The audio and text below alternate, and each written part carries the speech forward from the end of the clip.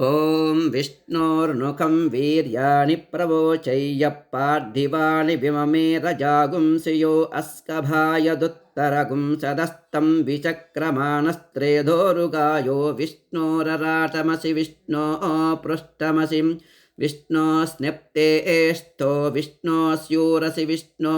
ध्रुवमसि वैष्णवमसि विष्णवे त्वाम् तदस्य प्रियमभिपादो अस्यां नरो यत्र देवयवो मदन्ति उरुक्रमस्य सहि बन्धुरित्तां विष्णो पदे परमे मद्ववुस्सहां प्रतद्विष्णुस्तवते वीर्यायां मृगो न भीमः कुचरो गिरिष्ठाः यस्योरुषुस्त्रिषु विक्रमणेषु अधिक्षयन्ति भुवनानि विश्वां परो मात्रया तनुवावृधानां न ते महित्वमन्वस्नुवन्ति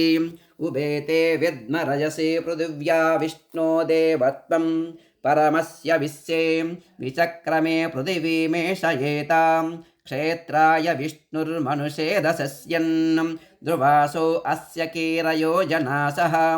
ऊरुक्षितिगुं सुजनिमाचकारां तिर्देव पृथिवीमेषयेतां विचक्रमे च तर्षसं महित्वा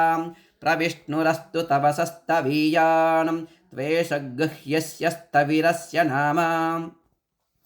अतो देवा अवन्तु नो यतो विष्णुर्विचक्रमे पृथिव्याः सप्तदामभिः इदं विष्णुर्विचक्रमे त्रेधा निदधे पदं समूढमस्य पागुं सुरे त्रीणि पदा विचक्रमे विष्णुर्गोपा अदा आभ्यः ततो धर्माणि धारयन्नो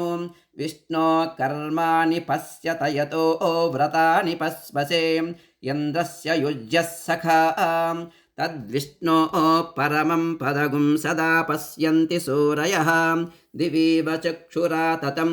तद्विप्रासो विपन्यवो जागृवां सस्समिन्दते विष्णोर्यत्परमं पदं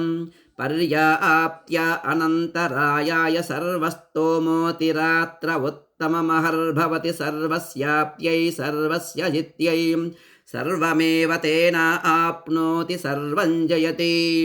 ॐ शान्तिः शान्तिः शान्तिः।